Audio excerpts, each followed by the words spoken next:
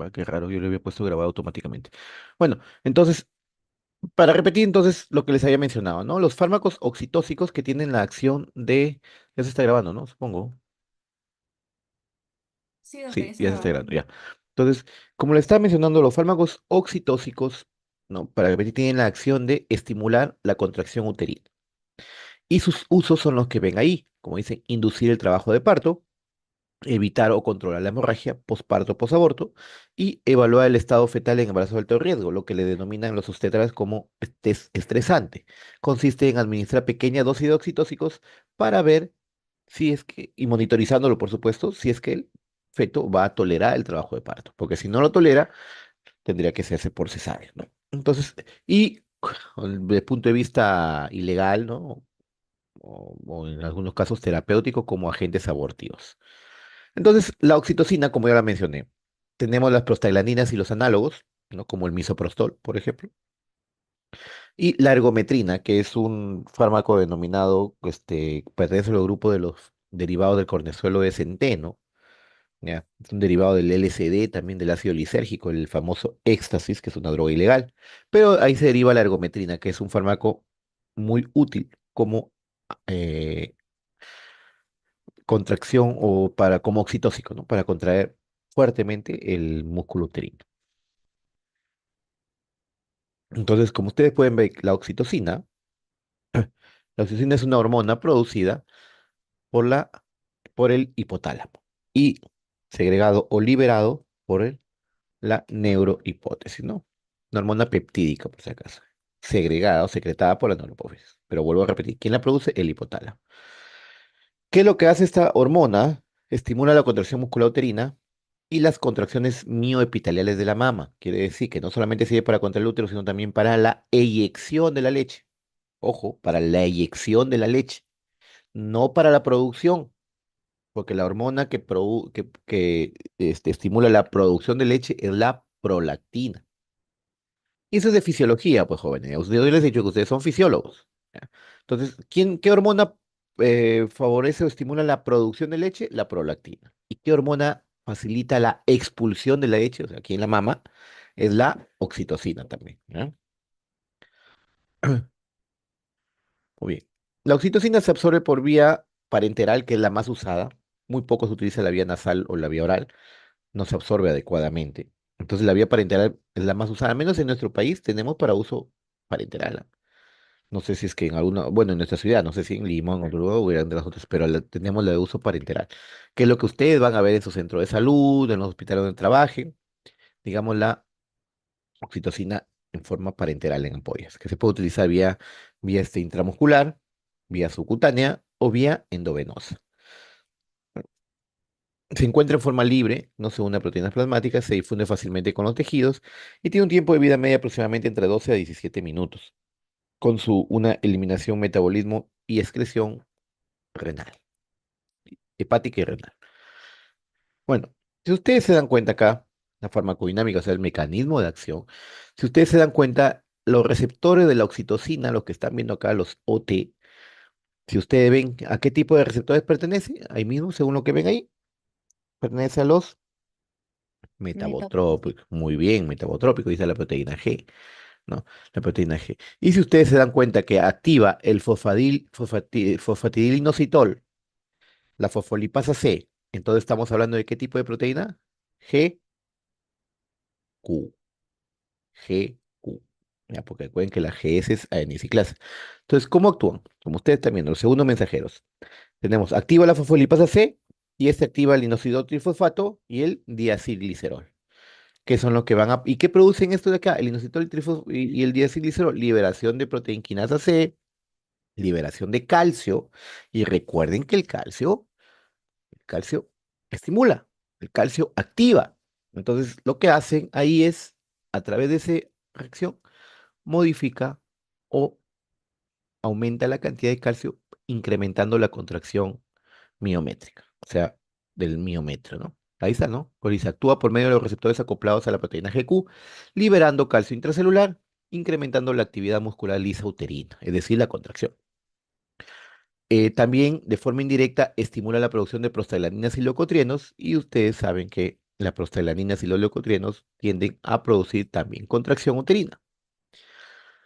A dosis bajas, es decir, por ejemplo, para inducir el parto, que se utilizan dosis bajas de oxitocina, aumenta la frecuencia y fuerza de contracción. O sea, mantiene una contracción adecuada, mejora una contracción. Por eso se utiliza ese término como conductor del parto, ojo, o inductor del parto. Son dos términos llamados, utilizados en obstetricia.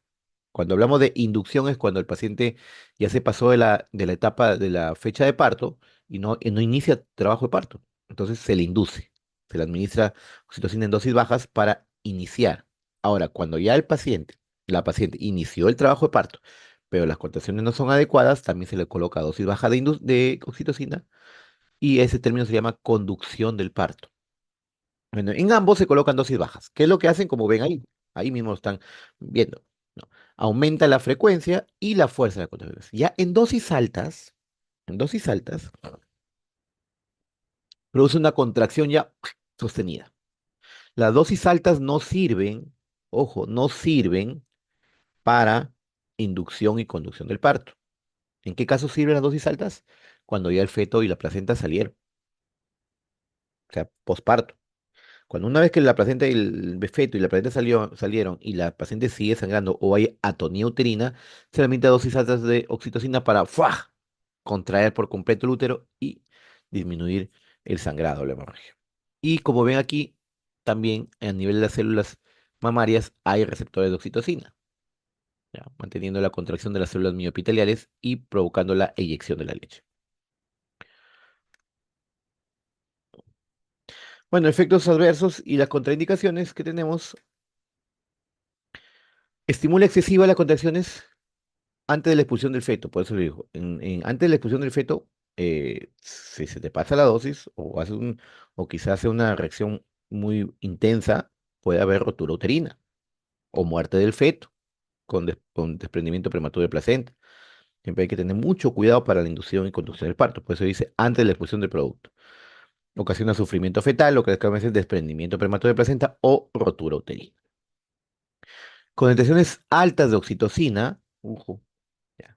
Eso también tiene que saber. Las concentraciones altas de oxitocina pueden activar los receptores de la vasopresina, pudiendo provocar intoxicación hídrica. Produce retención excesiva de líquidos o intoxicación hídrica. ¿Ya? Que recuerden lo que hace la vasopresina. Aparte que la vasopresina puede provocar aumento de la fuerza contráctil, perdón, de la vasoconstricción, incrementando la postcarga y complicando una insuficiencia cardíaca, ¿no? Contraindicaciones para la oxitocina, si es que hay sufrimiento fetal, no le vas a dar oxitocina y hay que meterle cesárea y sacar el feto. Mala presentación fetal, eso es lógico, pues por criterio nomás. Si el feto está transverso o en algas, no le van a colocar oxitocina para inducir. Ya en todo caso, por ejemplo, si está transverso o de hombros, nunca va a salir. De nalgas puede salir, pero de hombros no es una mala presentación, entonces no le van a colocar. Si hay desprendimiento de placenta, tampoco, porque más rápido lo desprenden y el feto más rápido se va a morir. Así que si hay factores que predisponen un indicio de ruptura uterina, tampoco. Esas son las contraindicaciones que no deben utilizar la oxitocina. Miren, si ustedes se dan cuenta, miren los receptores. La oxitocina tiene una cierta actividad oxitóxica de 520, por ejemplo, actividad lactoinyectora de 475 y una pequeña cantidad antidiurética o vasopresora, dependiendo por los B1 o los B2. Y a diferencia de la vasopresina, ¿no? Que tiene cierta actividad oxitóxica y cierta actividad lactoinyectora. Pero si ponen dosis muy altas de oxitocina, pueden activar estos receptores y provocar los efectos de la vasopresina o ADH. Aplicaciones terapéuticas, inducción del parto, lo que ya les comenté hace un momento, prevenir la hemorragia postparto ya cuando el niño nació y favorecer la eyección de la leche. Ahí están las dosificaciones, como pueden ver, es dosis bajas, una solución de 0,5 miliunidades por minuto. La academia. Recuerda que la oxitocina, una ampolla de oxitocina viene 10 unidades y habla ahí de utilizar 10.000 unidades en una solución. Entonces las dosis son bajísimas para una inducción y una conducción del parto. Para la hemorragia postparto, se dan cuenta y se utilizan ya 20 a 40 1000 unidades por mililitro. Eso quiere decir que más o menos intramuscular puede utilizar entre 3 a 10 unidades, dosis mucho más altas que para la inducción. Y para la inyección de leche se puede utilizar por vía nasal, nebulizaciones o la misma ampollita colocada en un nebulizador y hacer que la paciente lo inhale. ¿Para qué? Para que aumente o incremente la eyección de la leche. Facilito, como ustedes se dan cuenta. Tenemos las prostaglandinas. Las prostaglandinas aplicadas en el útero, mayormente con acción tópica, van a aumentar las contracciones uterinas. Se utiliza como ley un útero resistente a la oxitocina para iniciar, digamos, o iniciar el trabajo de parto, ¿no? En el primer trimestre no se debe usar porque va a producir aborto. Favorece también la maduración del cuello uterino. Por ejemplo, cuando ya hay un paciente que ya abortó, ¿no? O quieren hacerle una evaluación ginecológica de grado biópsico o una histeroscopía y el cuello está duro, o ya abortó, pero el cuello sigue cerrado, se le administra para que el cuello se haga blando, se abra y puedan extraer el contenido uterino, ¿no? Lo ablanda y lo dilata. ¿Ya? Extramniótica intracervical se puede administrar también para ayudar ahí, o intravaginal en tabletas, ¿no? Para inducir el parto también, como le dice, favorece a dosis bajísimas, hace que el cuello se vaya abriendo también, pero dosis baja, porque en dosis altas es abortivo, o puede producir rotura uterina también si es que ya está avanzado el feto. Lesiones adversas son prostaglandinas, son, aumentan la contracción del útero, pero pueden producir vasodilatación relaja el músculo vascular, reduce considerablemente la resistencia vascular periférica y puede haber hipotensión e incluso shock. Puede haber una hiperestimulación uterina que conlleva la rotura y muerte fetal o muerte de la madre, que es lo peor. Y eso puede conllevar pues a un dolor, alteraciones fetales, alteraciones de la frecuencia cardíaca fetal, náuseas, vómitos, hasta fiebre puede dar, diarrea, temblores en todo caso, ¿no? Depende de la intensidad de la dosis y absorción sistémica, como dicen, ¿no? Mayormente se utiliza, si es vía oral, las reacciones adversas van a ser mayores que si utilizan vía tópica, o sea, colocándolo en la vagina, por ejemplo. El misoprostol, este fármaco ya lo hemos estudiado cuando hemos hablado de fármacos del gastrointestinales de la enfermedad ulceropéptica. ¿Por qué? Porque a nivel gastrointestinal es un análogo de las prostaglandinas y ¿qué producía? Incrementaba la producción de moco y la producción de bicarbonato y disminuía parcialmente la secreción ácida. Pero este fármaco se utiliza aquí como oxitóxico. ¿Ya? Se vía en vía de administración en comprimidos vaginales, también viene para vía oral. Este puede producir náuseas, vómitos, dolor abdominal, lo mismo que las prostaglandinas, la fiebre, diarreas, y si es que una dosis muy alta puede provocar alteraciones en el feto, rotura de uterina, desprendimiento prematuro de placenta, etcétera, bradicardia fetal. Bueno, al ser un análogo de la prostaglandina e incrementar la contracción uterina, puede potenciar los efectos de la oxitocina. Hay que tener precaución con los cumarínicos, como la warfarina, el senocumarol.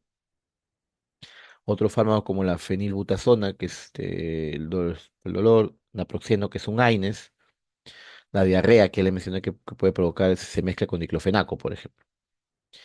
Puede aumentar, digamos, las diarreas, inclusive si se la administra con antiácidos, y peor si la administra con un laxante. Aparece diarrea porque este fármaco, así como incrementa la contracción uterina, incrementa la motilidad intestinal. ¿Ya? Ahí está la dosificación, ¿no? Para que tengan una idea, maduración cervical e inducción del parto, o sea, 25 microgramos. Y si quiere para dilatar un útero, un cuello uterino, un útero no grávido, o sea, un paciente que sea para una biopsia de endometrio, por ejemplo, se le administra hasta una histeroscopía, 200 microgramos, ¿no? Son dosis más altas. Tenemos la pastilla 2, este se usa menos, vienen para uso parenteral, ¿ya? A uso parenteral. Puede provocar hipotensión por vasodilatación severa. ¿Ya? Se utiliza para la inducción del parto, para la culminación de embarazos como abortivo. ¿Ya? Así que tener precaución con este fármaco. Hay situaciones de ya que hay un óbito fetal, una muerte intraútero, hay que hacer que nazca ese niño, porque ese niño no puede quedarse, está muerto. En un óbito fetal se administran también estos fármacos para avanzar o iniciar el parto y hacer que el feto, bueno, el óbito, el cadáver, el feto pueda ser expulsado. Interacciones con la oxitocina, bueno, puede aumentar. Ahora tenemos la ergometrina. Como ya les mencioné, la ergometrina es un derivado del cornezuelo del centeno. ¿Ya? Los alcaloides del cornezuelo del centeno. El cornezuelo del centeno es un hongo que produce cierta forma de cuernitos, por eso se llama cornezuelo. ¿Y en dónde crece? En el centeno. El centeno es una gramínea, así como la cebada. Entonces ahí crece. Y produce un alcaloides que son por ejemplo, ahí está el ácido lisérgico, ya muy comúnmente llamado éxtasis, ¿ya? Y aparece la ergometrina y la ergotamina. La ergometrina o ergonovina, que son sinónimos, se utilizan para utilización como oxitóxico, y la ergotamina, que se utiliza para la migraña. ¿Ya? No es lo mismo ergotamina con ergometrina. Pues la ergometría se le denomina también ergonovina. Como para que no se confundan, ergo de los alcaloides, metrina viene de metro, que significa útero, ¿no? De lo que le estaba mencionando. Estimulante de la musculatura lisa. Es un agonista de los receptores alfa 1, sobre todo los que se encuentran en el útero, ¿ya? Es un agonista de los receptores alfa 1 uterinos. También tiende a aumentar la acción de los receptores alfa 1 a nivel vascular. Por eso es que estos fármacos deben ser evitados en pacientes hipertensos, ¿ya? Ahí se debe ser evitado porque puede disparar la presión arterial.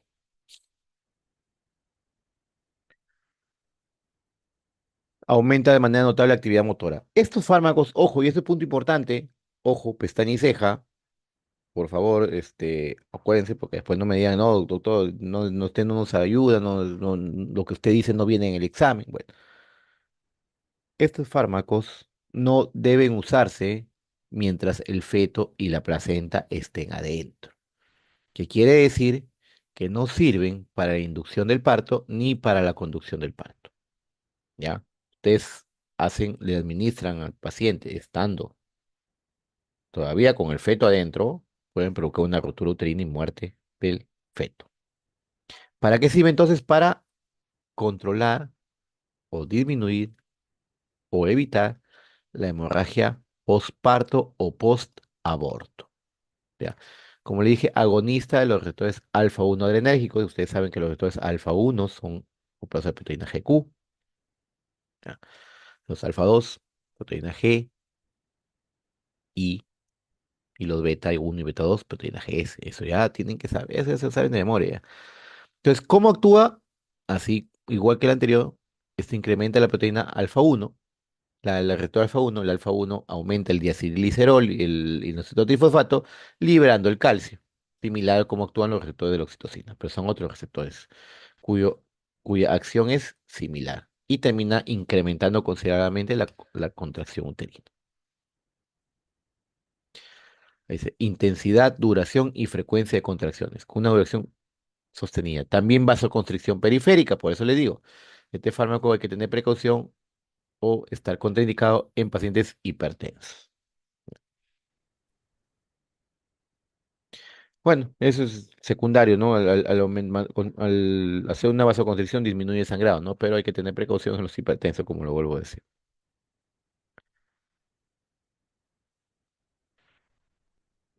Su absorción es rápida, alcanza concentraciones plasmáticas en unos de 60 a 90 minutos. Mayormente, viene vía oral también, pero mayormente nosotros lo utilizamos en sala de operaciones vía parenteral.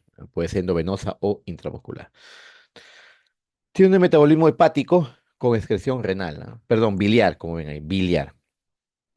Su efecto depende de la vía de administración, lógico, como ahí están tienen una idea, ¿no? Su efecto es casi inmediato endovenoso y dura 45 minutos. El efecto intramuscular inicia todavía de 2 a 3 minutos, pero dura más. ¿Por qué? Porque se va absorbiendo de a poco, ¿no? Su efecto es más prolongado que la oxitocina. Recuerden que la oxitocina duraba 27 minutos, esta aquí puede durar entre 3 a 6 horas. Perfecto.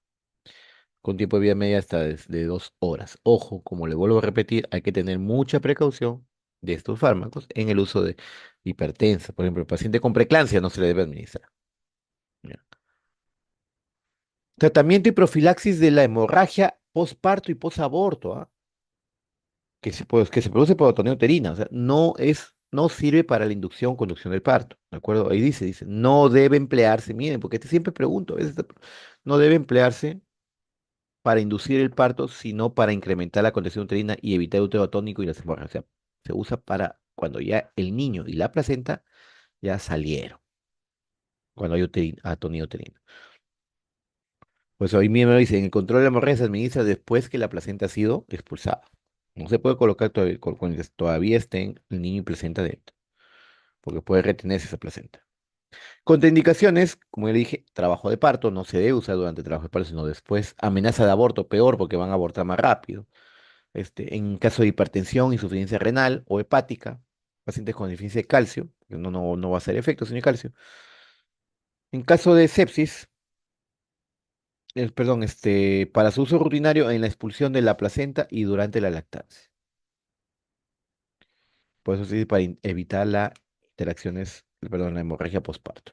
Interacciones con fármacos potentes del citocromo inhibidores, perdón, son inhibidores potentes del citocromo P450, sobre todo de las isoformas CYP3A4. Es un inhibidor. Entonces, si yo soy un inhibidor de CYP3A4, quiere decir que el metabolismo del paciente del otro fármaco va a disminuir, ¿no? Porque es un inhibidor. Disminuye el metabolismo provocando aumento de las concentraciones plasmáticas.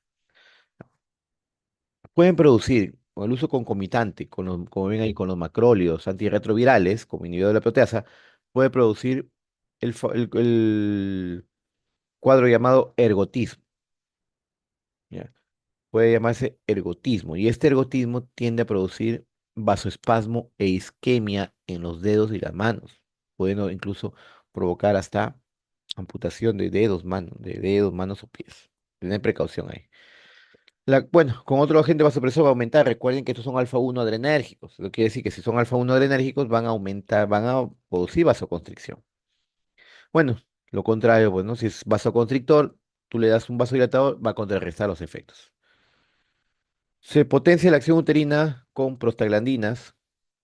No se debe usar concomitantemente, pero puede provocar, ¿no? Reacciones adversas, dolor uterino, por una contracción sostenida, vasoespasmo, el ergotismo, inclusive coronaria, se puede producir infarto del miocardio, náuseas, vómitos, hipertensión por la misma vasoconstricción. El efecto adverso, los efectos adversos son mayor por vía intravenosa que por vía intramuscular, pues no, porque eso ya saben que sea intramuscular o endovenoso, intramuscular u oral se absorbe lentamente, ¿no? Están las reacciones adversas, siendo las más frecuentes náuseas, vómitos, cefalea, congestión nasal y las menos o raras o mortal como un estado hipertensivo grave. Muy bien, ¿preguntas hasta ahí? ¿Preguntas? ¿No hay? ¿Me dan un minuto, por favor?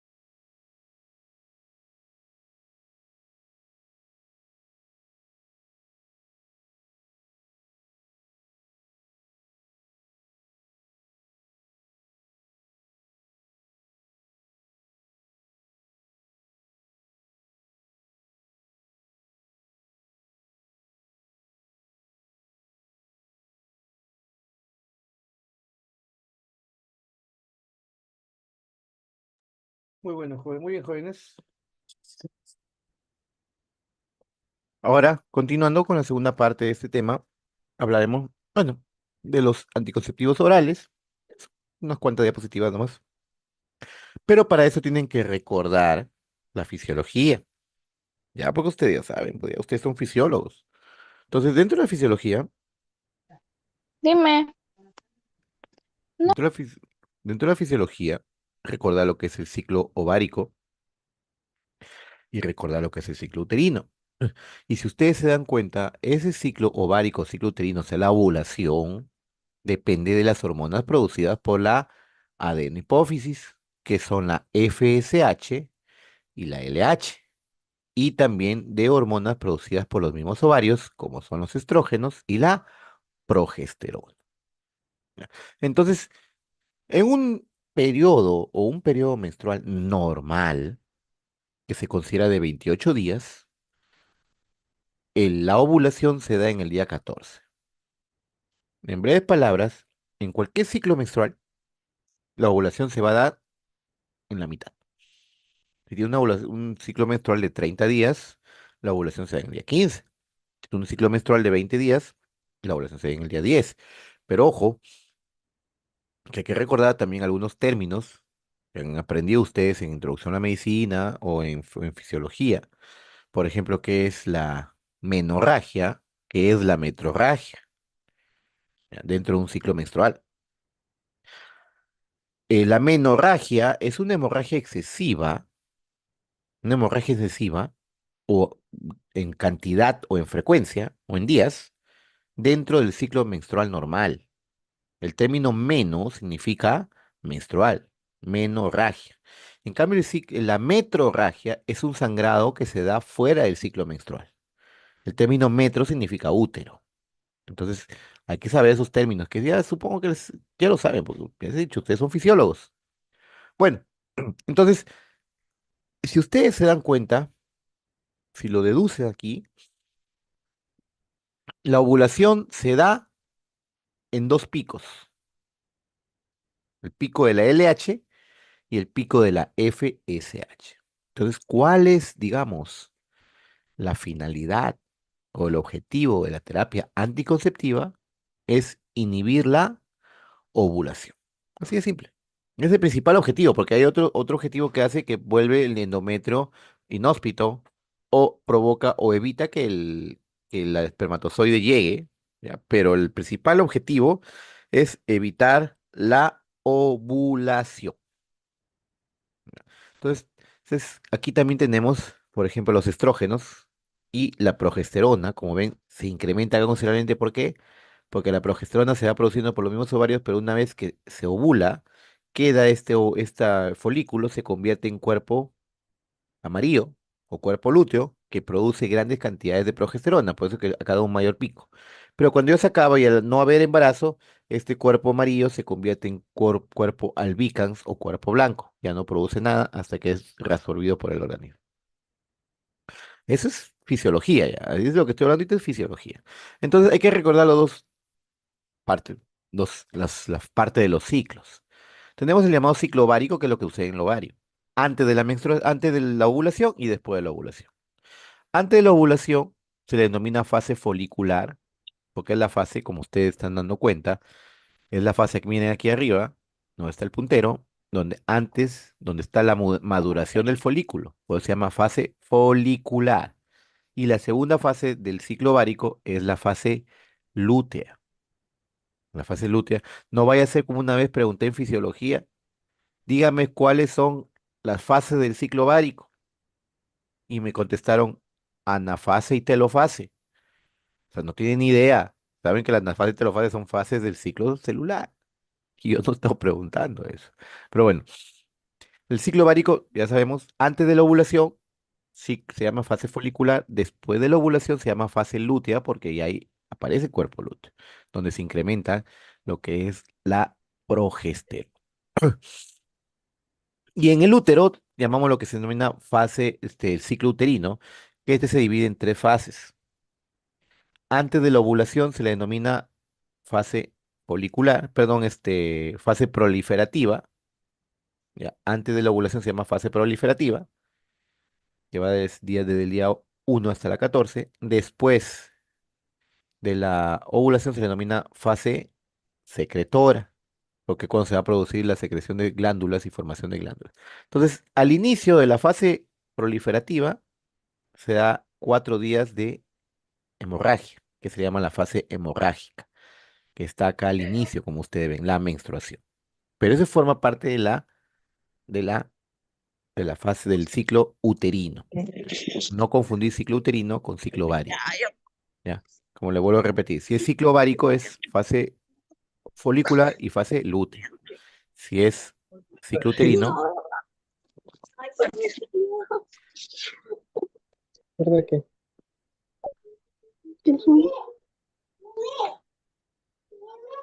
¿Qué pasó? ya. Entonces, si es fase uterina, se denomina fase folicular, perdón, fase proliferativa, fase secretora.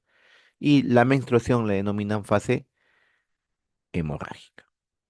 Y ustedes se dan cuenta, miren las hormonas de la hipófisis, el día de la ovulación, los picos de la LH y la FSH. La LH llamada hormona luteinizante y la FSH llamada hormona folículo estimulante. Ah. En el estrógeno igual hace un pico previo a la menstruación, y luego disminuye un poco. La progesterona hace un pico luego de la menstruación, después por la aparición del cuerpo lúteo. Entonces, ¿cuál es la finalidad de los anticonceptivos? Ojo que el tratamiento anticonceptivo es como, podemos hablar de un tratamiento de supresión, como hemos hablado en la exposición de los antitiroideos, de las hormonas, el tratamiento de supresión en caso de cáncer, cuya finalidad es disminuir los niveles de TSH por feedback negativo. Aquí así funciona el anticonceptivo oral. Administras hormonas como la estrógenos y progestágenos o progesterona, que hacen, mantienen al estar elevados, miren aquí, miren aquí, miren dónde está el puntero. ¿Qué pasa aquí donde están elevados estos de acá? Están disminuidos la LH y FDH. Entonces, si usted le dan todos los días estrógenos y progestágenos, la LH y la FSH va a estar por los suelos. La LH se suprime por la progesterona y la FSH se suprime por los estrógenos. ¿Ya? Entonces, así funciona, por eso se llama terapia de supresión. Entonces, los anticonceptivos, como dice, la finalidad es evitar el embarazo, contienen estrógenos, análogos a los estrógenos o análogos a los progestágenos. ¿Qué efecto producen? Como ven ahí, inhiben la FSH por la causa de los estrógenos o inhiben la LH a causa de los progestágenos. Entonces, ¿eso qué conlleva? Como le dije, a que no haya ovulación y a que hayan la ausencia de medios para un embarazo. O sea, alteraciones en el endometrio, evitar que espesamiento del moco, detenimiento de las fimbrias y evitar que el espermatozoide llegue al ovocito. Entonces tenemos las píldoras combinadas y las píldoras tipo solamente con progestágeno. Ojo que los estrógenos actualmente son dosis muy, muy, muy, muy pequeñas en el uso del tratamiento como anticonceptivo. Entonces, la píldora combinada mayormente se utiliza el etinilestradiol, que es un estrógeno, un análogo a los estrógenos, que de segunda generación, mucho más estable, con una mejor farmacocinética que los antiguos, que ya no se usa. Y los progestágenos que se utilizan principalmente es el dienogest y el androspirenona. Recordad que hay un progestágeno solo de uso que se utiliza como píldora anticonceptiva de emergencia, que vamos a hablar después, que es el levonorgestrel. Entonces, como ven ahí, tanto el estrógeno como el progestágeno, la finalidad es tener la menor cantidad posible. ¿Por qué? Porque pueden producir efectos adversos. Lo importante es que supriman la ovulación. Ya. Ojo, dice ahí, la pérdida permanente de la fertilidad, porque muchos piensan que usando anticonceptivos orales, después que los suprimes es bien difícil que salgan embarazadas. Realmente no es tan cierto eso.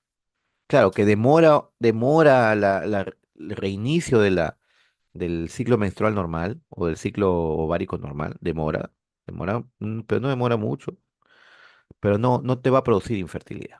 Ningún anticonceptivo oral te va a producir infertilidad. Entonces tenemos dos fármacos utilizados actualmente de píldoras combinadas como el Tinel y el Velafase o Velafase, ¿no? El Tinel contiene dienogés 2 miligramos, ¿ya?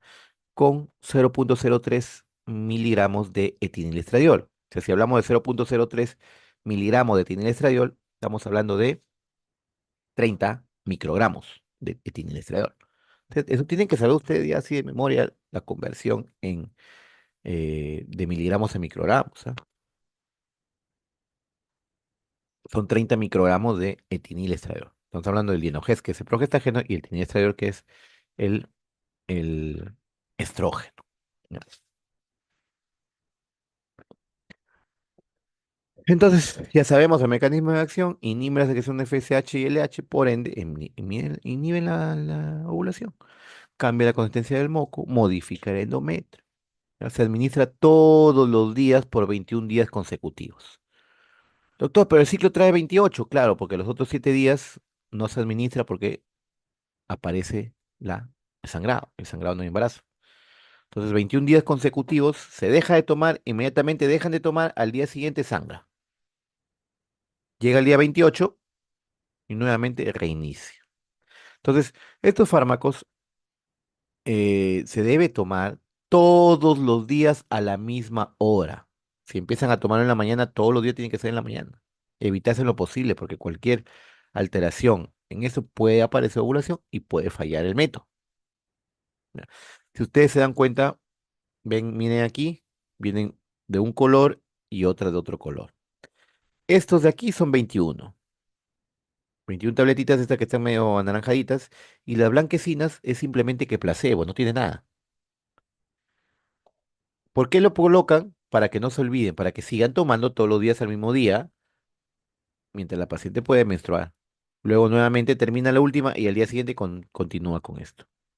¿Con qué finalidad? De inhibir o suprimir la ovulación.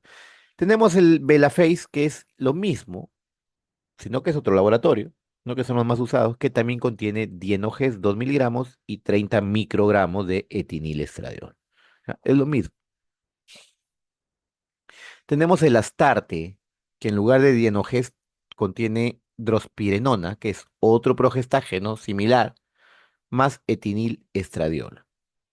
El uso en sí de uno o el otro no hay mucha diferencia. No hay diferencias. Algunos autores hablan de que produce mejor farmacocinética, menos reacciones adversas, pero en sí no es una diferencia significativa. Esto de aquí inhibe la secreción de FSH y LH, igualito que el otro. Administra todos los días a la misma hora, ¿no? El Astarte o Astarte dice. Entonces, la píldora combinada, como tienen ambos, los efectos, la estrógeno inhibe el FSH por feedback negativo y el progestágeno impide la ovulación. Y aparte de eso, el progestágeno provoca espesamiento, aumento de la viscosidad del moco cervical, impidiendo que el esperma avance. Ambos también, por sí mismos, provocan un endometrio hostil o inhóspito, que va a evitar que suceda la implantación. Bueno, los efectos adversos. Los progestágenos, sobre todo los progestágenos, tienden a aumentar de peso, pero no porque aumenta de peso de forma o una obesidad calórica, sino por retención de líquido, por retención de líquido. Y aparte que tiende a formar o a hacer cierto depósito de grasa por este anabólico, pero la principal motivo es por retención de líquido. Alguna vez se puede producir sofocos, mareos, cefaleas, irritabilidad, se vuelven, entre comillas, insoportables, pero es propio de los estrógenos más que todo, los estrógenos. Así como los progestágenos pueden provocar, perdón, el progestágeno, como la dienogés puede provocar retención de líquidos, los estrógenos pueden provocar alteraciones como depresión, irritabilidad, etcétera. Muy raro que aparezca acné, Muy raro porque más bien al contrario desaparecen las personas con las que sufren de poliquistosis ovárica, por ejemplo, se le dan anticonceptivos con la finalidad de disminuir los efectos de los andrógenos que se producen en un ovario poliquístico. Algunas veces puede aparecer amenorrea. La amenorrea es la ausencia de menstruación, pero es muy raro, porque normalmente menstruan normal. Entonces, recordar, aquí estamos hablando ya de los progestágenos, recordar que los estrógenos y la progesterona son hormonas de origen lipídicos, derivan del colesterol, ¿ya? Derivan del colesterol. Si ese colesterol circulante se va a los testículos, produce andrógenos. Si se va a los ovarios, produce progestágenos y estrógenos. Y si se va a las glándulas suprarrenales, sabe que produce la androstenediona, que es un andrógeno. Se da en la zona reticular de la corteza suprarrenal, ¿no? El colesterol es su precursor, ¿ya? Y también la placenta produce el lactógeno placentario, que es un similar a la progesterona, y también la progesterona. Ahí están los progestágenos, progesterona, que es el primero, y los demás son sintéticos, como la hidroxiprogesterona, la medroxiprogesterona, etcétera. ¿Ya?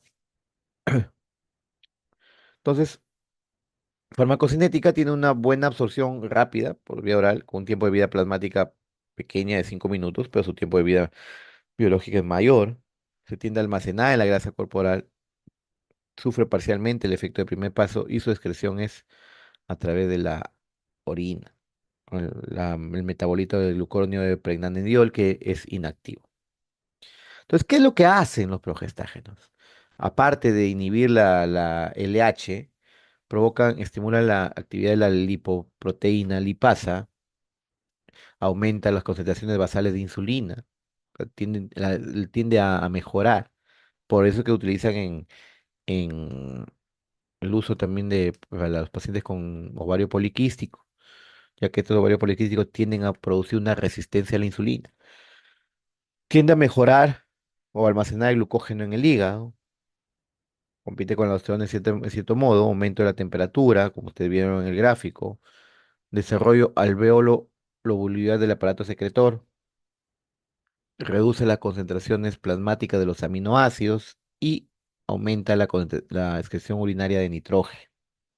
Esas son las funciones o efectos de la progesterona en sí, aparte de la inhibición o la supresión de la liberación de LH.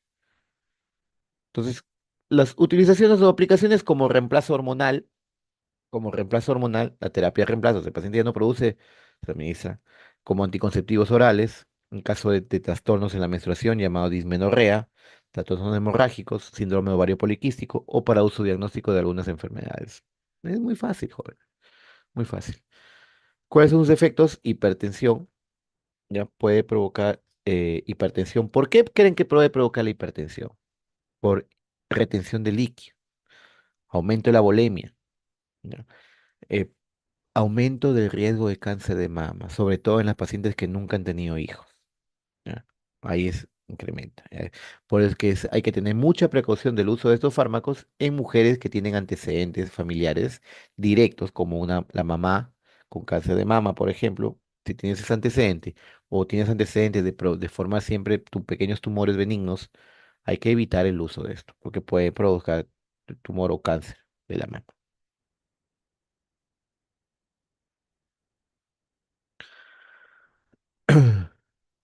Las reacciones adversas, tenemos de leve hasta severo. Leve, náuseas, edemas, o como les dije, retiene líquido.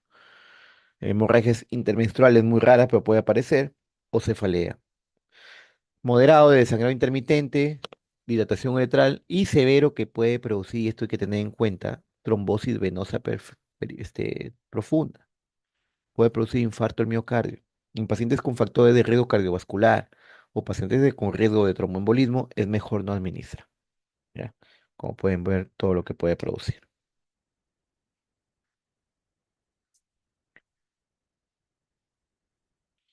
Muy bien, tenemos la noradrenalina, ya que es la más conocida y usada, la noradrenalina, que como es un progestágeno, o sea, ya les he dicho, ¿qué hace el progestágeno? Inhibe la LH, engruesa o hace cambios estructurales en el moco cervical, evitando que el espermatozoides ascienda, ¿no? Así que eso es lo que hace. Tiene una absorción buena por vía oral, viene en tabletas, como ven ahí, con un tiempo de vida previa plasmática prolongado de 4 a 5 días, como dice, con metabolismo hepático y excreción renal. Cambio de morfología, mencioné, ¿no? ¿Cómo ejerce su acción? Como le dije, inhibe la LH y aparte hace cambios conformacionales en el moco cervical.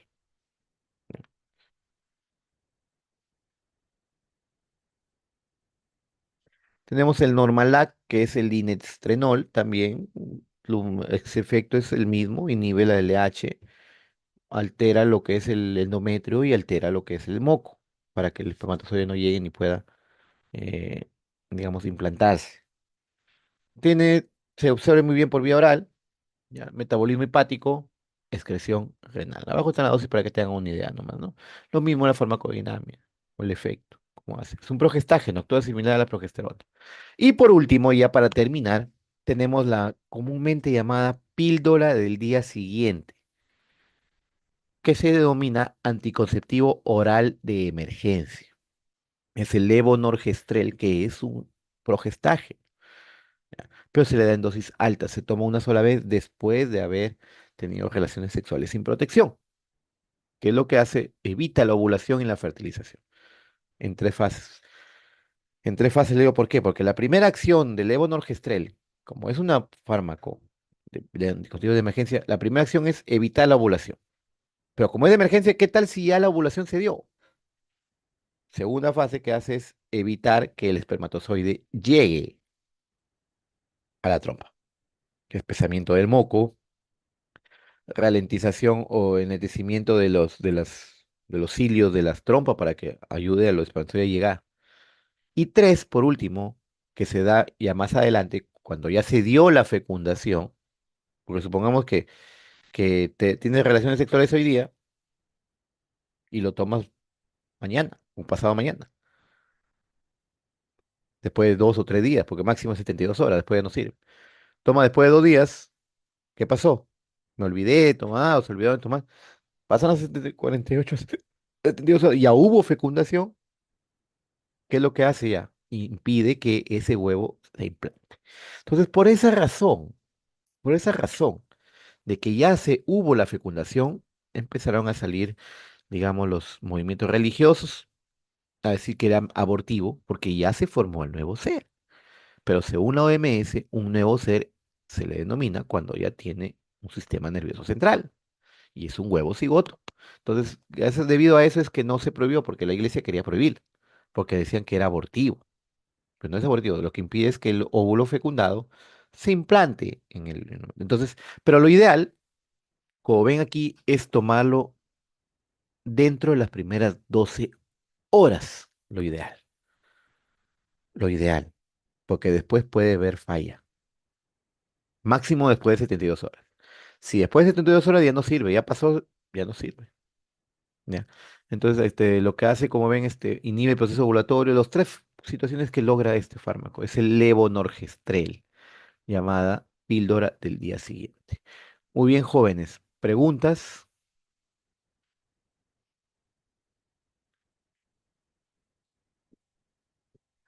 Dime, Claudio Jiménez. Doctor, ¿podría volver a explicar, por favor, lo de conducción e inducción del parto? Ya.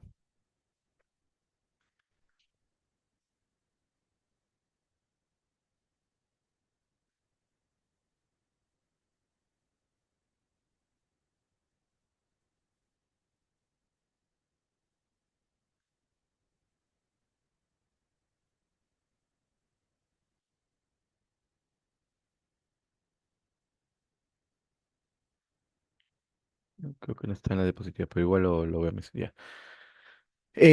Cuando hablamos de inducción del parto, ambas son con dosis mínima de oxitocina. Son así como ven ahí, 10 miliunidades por mililitro. Estamos hablando más o menos de 0,5 miliunidades por minuto. Son dosis bajísimas. ¿Ya? La inducción es cuando nunca ha iniciado trabajo de parto. ¿Qué quiere decir? Una mamá, una gestante, saben que máximo puede estar gestando 42 semanas. Pero si ya se pasó las 42 semanas, que se llama parto postérmino o posmaduro le llaman. Entonces, cuando ya se pasó el tiempo de gestación, y no hay contracciones, ahí se le inicia con dosis bajas de oxitocina o dosis bajas de misoprostol, se denomina inducción, porque estoy induciendo un trabajo de parto inexistente, que no hay todavía. Induzco. Pero ya en otro caso, ya se inició el trabajo de parto, pero las contracciones uterinas son débiles, no llegan a completar adecuadamente, o sea, es un trabajo de parto inadecuado. Ahí también se le da dosis bajas de oxitocina o dosis bajas de misoprostol para conducir el parto, que quiere decir para mejorar esas contracciones. Pero ya el trabajo de parto ya inició. Ahí se denomina conducción del parto. ¿De acuerdo? Entonces, en esos casos sí se puede utilizar oxitocina o misoprostol, que le estoy mencionando, a dosis bajas. Ya cuando el niño nació, fue expulsado el niño, se fue expulsada la placenta y el útero sigue débil y no se contrae, ahí ya se coloca oxitocina a dosis altas o misoprostol a dosis altas para contraer el útero. Aparte de eso, tenemos la ergometrina. La ergometrina no sirve para inducir ni conducir el parto, por si acaso, porque puede romper el útero. El uso de la ergometrina es solamente y exclusivo para una vez que ya salió el niño y la placenta. O sea, es que decir para hipotonía o atonía uterina, para evitar la hemorragia postparto, ¿ya? Y también posaborto, ¿no? ¿Está bien, Jiménez? Sí, doctor, muchas Ok, gracias. muy bien. ¿Alguna otra pregunta, jóvenes? Bueno, chicos, entonces si no hay más preguntas, damos por concluida la clase. Aquí concluye, termina esta tercera unidad y hasta aquí viene el examen. Ya saben, está por demás decir, las exposiciones también vienen. lo- yo soy de cabo las preguntas, todo lo que hemos hecho en clase, ya saben. Revisen también su bibliografía, todo lo que está ahí en el sílabus. El examen va a estar fácil, ¿ya? Otra cosa, antes que me olvide, por favor, compartan a sus compañeros que no han estado, porque son 300, más de 320 y solamente hay 53, 52. Respondan la encuesta. Hoy día me he dado la sorpresa que hay un cero en la sección A, hay 2%, en la sección B, 1%, sección C, o sea, digamos, casi nadie ha respondido. La encuesta de evaluación, y es obligatorio. Se pide el 100%, pero como ahí hay algunos alumnos que ya tiraron la toalla y se inhabilitaron o no están, ya entonces el porcentaje igual, máximo 95%. ¿Ya? Es lo que me piden, por aula y en total. Así que es obligatorio que respondan. Y tienen toda la oportunidad porque es anónimo, yo no me voy a enterar quién, ahí tienen para chancarme. ¿De acuerdo? Muy bien, jóvenes, tengan buenas noches. En un momento que se baje la grabación, se los paso a sus delegados vía Telegram porque es pesado el archivo. Tengan buenas noches, chicos.